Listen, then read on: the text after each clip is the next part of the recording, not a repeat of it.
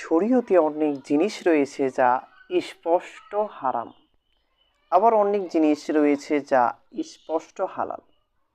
আর উভয়ের মাঝে কিছু জিনিস রয়েছে যা সন্দেহ সৃষ্টিকারী। কোরআন সুন্নাহর দৃষ্টিকোণ থেকে আমরা যা জানতে পেরেছি তাতে ধূমপান যে হারাম এতে কোনো সন্দেহ নেই।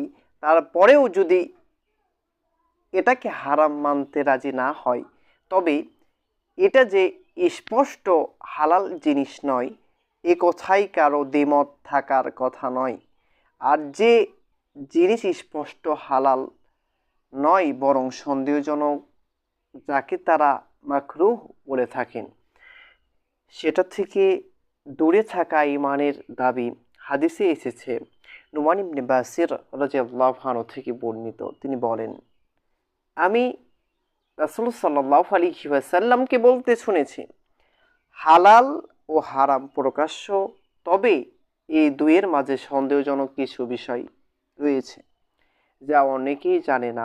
কাজেই যে ব্যক্তি এই সব সন্দেহজনক বস্তু থেকে নিজেকে রক্ষা করবে সে যেন স্বর্গীয় দিন ও সম্মান রক্ষা করল।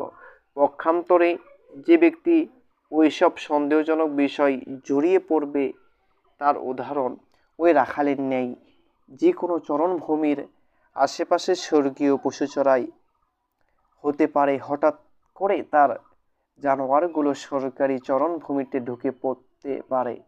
জেনে রেখো, প্রত্যেক বাদশারও একটি চরণভূমি থাকে, তাই সাবধান। এই দুনিয়াতে আল্লাহর চরণভূমি হলো তার হারামকৃত বস্তুসমূহ। মানুষের শরীরে এমন একটি গোস্তের টুকরা আছে যা ভালো থাকলে গোটা দেহ ভালো থাকবে, আর যখন তা বিনষ্ট হবে তখন দেহ নষ্ট হয়ে যাবে।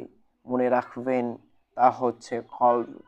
অতএব এই হাদিসের দিকে লক্ষ্য করে ধূমপান ছেড়ে দিন, তাহলে দিন ও ঈমান হেফাজতে থাকবে ইনশাআল্লাহ।